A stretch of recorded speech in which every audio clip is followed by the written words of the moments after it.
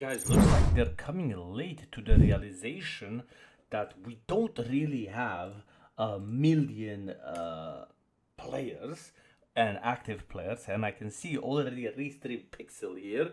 And wait, this isn't even the craziest thing. Let's check this first. This guy is real? I mean, he's not real! He's not real! What What am I saying? I'm getting crazy now! None of these people are real, bro! CS2's bot problem. Yo, he understands this like 2 years too late, bro. My bro is lagging. Is He's lagging in real life.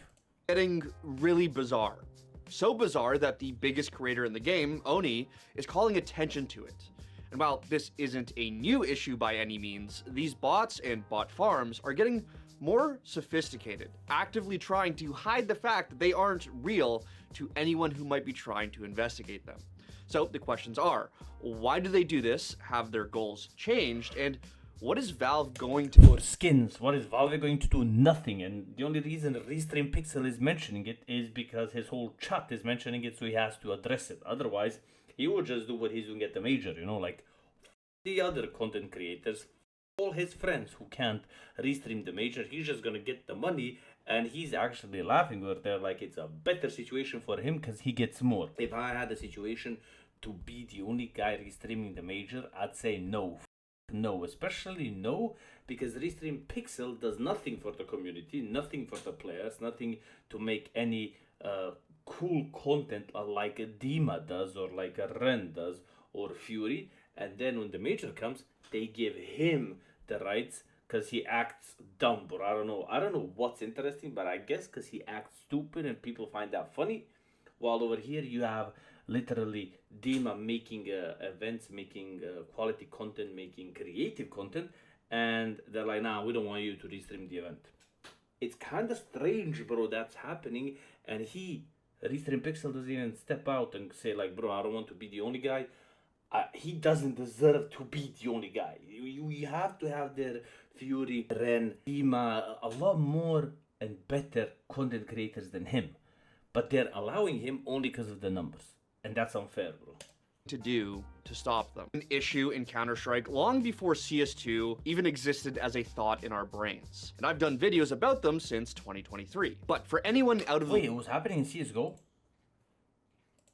even existed as a thought in our brains. I didn't even know it was that big in CSGO. I guess people were playing and they didn't have time to check what's happening outside of playing. But now people don't enjoy playing, so they're just looking at the flaws of the game.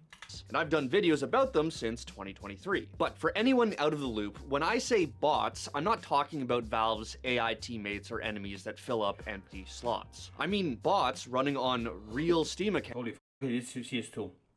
Can we get them banned by accounts occupying servers and kicking other players that out? look human but are actually controlled by scripts or AI. Their purpose is to farm XP for service medals, or more commonly, to farm cases from weekly drops that can be later resold. And to protect their operation, they'll instantly kick any real player who joins the servers they take over. Now, these bot accounts don't show up in Premier or standard matchmaking, only in modes like Deathmatch and Arms Race, but that's still not good. No, actually, it started happening in casual as well. When I covered this issue in CSGO, things were bad. Flying Scoutsman was basically unplayable even in North America because you'd get instantly kicked by bots every time you joined. And it didn't take very long for CS2 to hit that same point. In May of last year, I covered footage of physical bot farms in China, literal offices of PC Oh, I didn't see this picture before.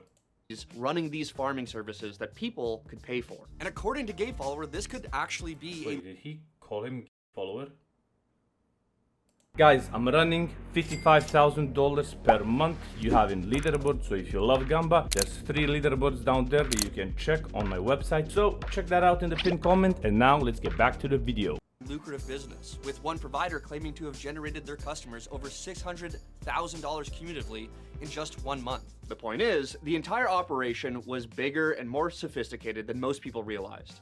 And in certain regions, modes like Deathmatch and Arms Race were literally becoming unplayable, like the experience I had back in 2023 with CSGO. However, Valve wasn't sitting on their hands I've been busy manually banning both firearms, things you love to see. doing nothing, from manually banning these bots to large-scale takedowns that hit hundreds of thousands of these accounts. But despite their efforts, things have taken a turn for the worse. or for the weird. Over the weekend, clips from Oni's stream started to go viral of him showing the current state of these bot servers. And You see what I mean? He could have so much impact. The guy has such a platform that if he had a brain, he could have so much impact into making the game better. Imagine he wanted to actually care about the game, the gameplay, had any knowledge about the gameplay, and then pointed out the issues, compared it to CSGO, did like a good stream addressing the issues that now you have. For example, a very strange thing. I'm not anti, I love this. This is strange.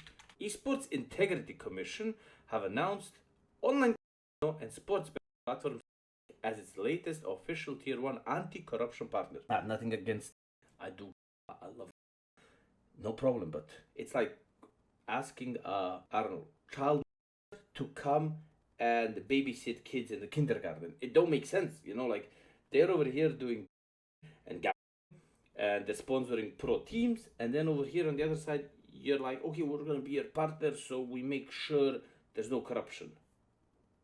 Like literally, you can influence us to not investigate Vitality or any team that you're sponsoring if we find something shady, because you're paying us to do this, so you can say, yeah, we're gonna stop paying you, so just don't do that. Like, it's kind of shady. So stuff happening with CS at the moment, crazy. Insane. I look at this guy, I go to Supreme, he stops moving. I go to this guy, I go to Supreme, he stops moving. I go to this guy, I go to Sage.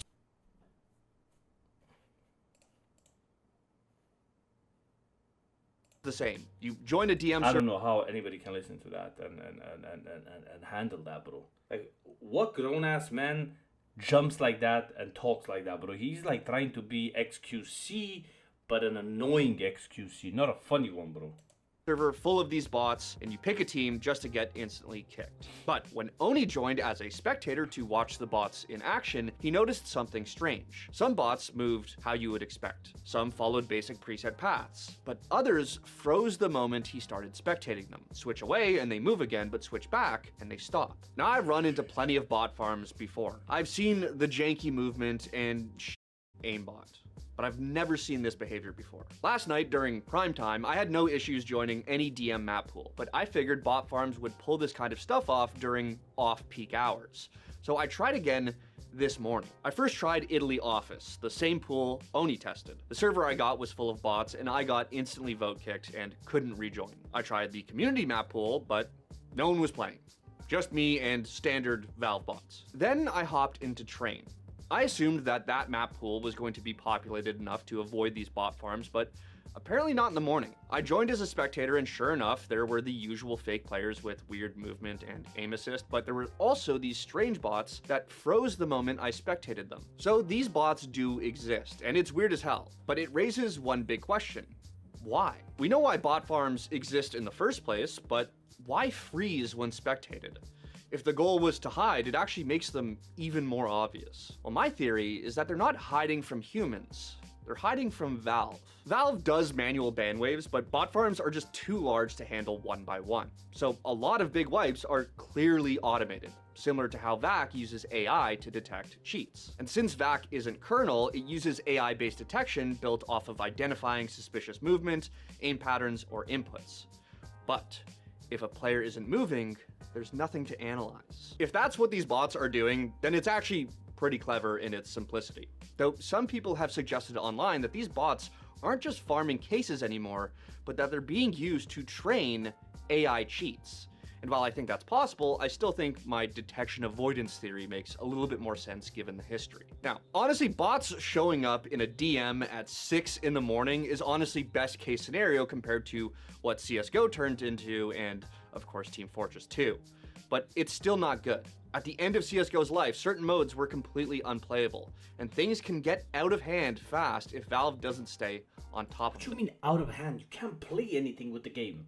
Like, if you play the game with an idea to like achieve FPL, FPLC, to go somewhere to get something, you have nothing to play for. Ren was in my stream 2 days ago saying he doesn't play the game because there's nothing to grind for. Freezer is saying the same. There's so many streamers saying there's nothing to grind for. Pro scene, closed circuit. You can see the same teams playing each other, same players, everything the same. Nobody new is coming in. And then over here, if you as a streamer or a content creator or something, want to play something, you have nothing to play for. You don't have the FPL leagues, you don't have the Face It Streamers League. You have nothing to play for.